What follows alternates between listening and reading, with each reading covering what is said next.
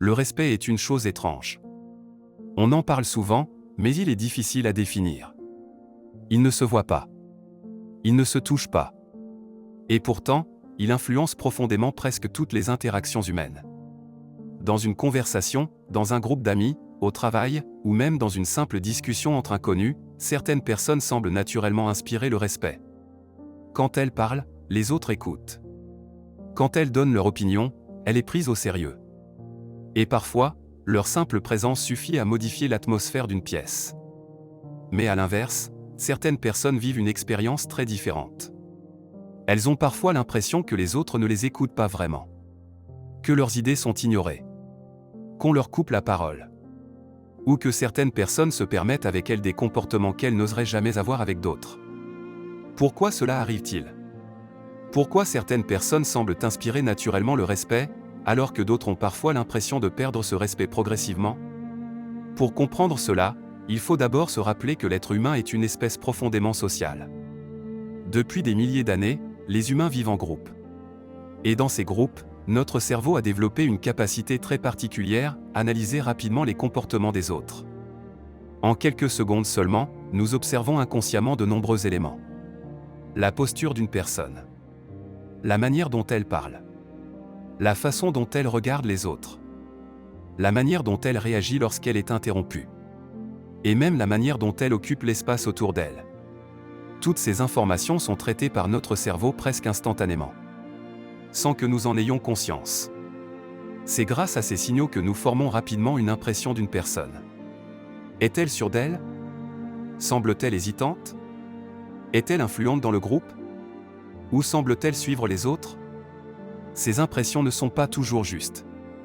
Mais elles influencent énormément la manière dont les autres vont interagir avec nous. Dans presque tous les groupes humains, il existe une forme de hiérarchie. Parfois, cette hiérarchie est officielle.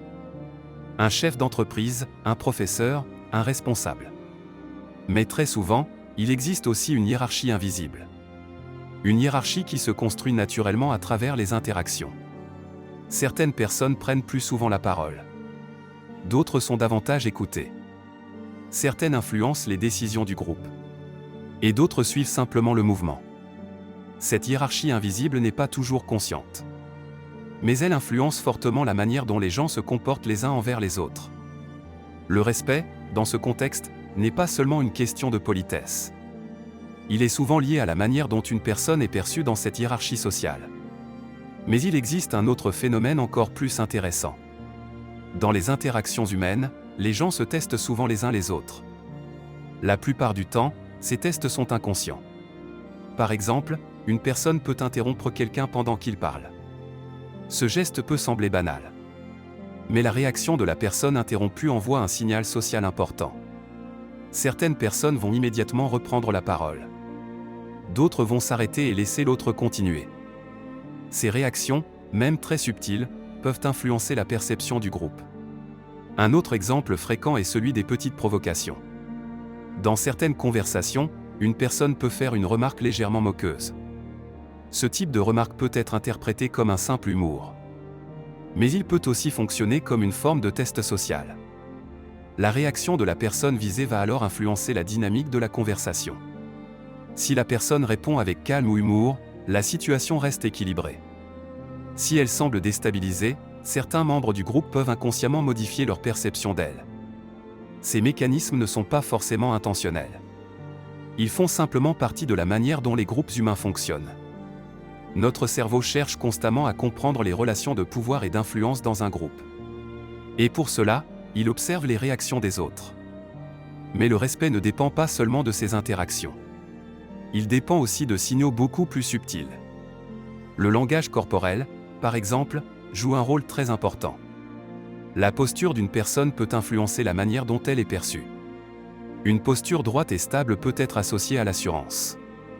Une posture fermée ou hésitante peut parfois être interprétée différemment. Le regard est également un élément important. Dans certaines cultures, maintenir un contact visuel est associé à la confiance. Dans d'autres, un regard trop direct peut être perçu comme un défi. Ces différences culturelles montrent que le respect n'est pas exprimé de la même manière partout dans le monde. Mais malgré ces différences, certains mécanismes semblent universels. Dans presque toutes les sociétés humaines, certaines attitudes sont associées à la confiance et à la stabilité. Par exemple, les personnes qui parlent calmement et posément sont souvent perçues comme plus sûres d'elles. À l'inverse, quelqu'un qui semble constamment hésiter peut parfois être perçu différemment. Cela ne signifie pas que ces perceptions sont justes. Mais elles influencent la dynamique sociale. Il est également important de comprendre que le respect évolue avec le temps.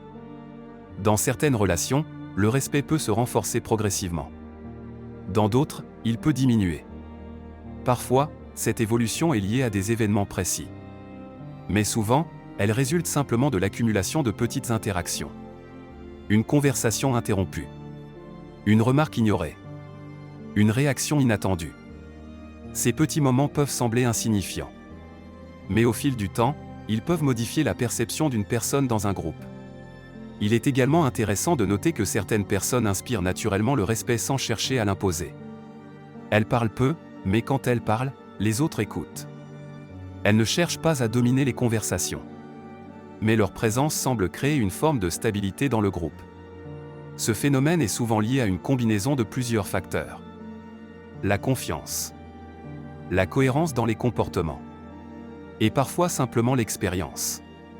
Mais il est important de se rappeler que le respect n'est pas une chose fixe. Il évolue constamment. Il dépend du contexte, du groupe et des interactions. Comprendre ces mécanismes permet surtout de mieux comprendre certaines situations que beaucoup de gens ont déjà vécues. Pourquoi certaines conversations semblent équilibrées? Et pourquoi d'autres deviennent parfois plus tendues?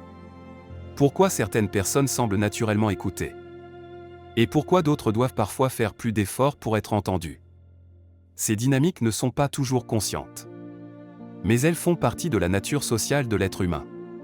Observer ces mécanismes permet simplement de mieux comprendre la complexité des relations humaines. Car derrière chaque interaction se cache souvent une multitude de signaux invisibles. Des signaux que notre cerveau interprète en permanence. Et parfois, ces signaux suffisent à transformer complètement la manière dont une personne est perçue dans un groupe. Le respect, au fond, n'est pas seulement une question d'autorité.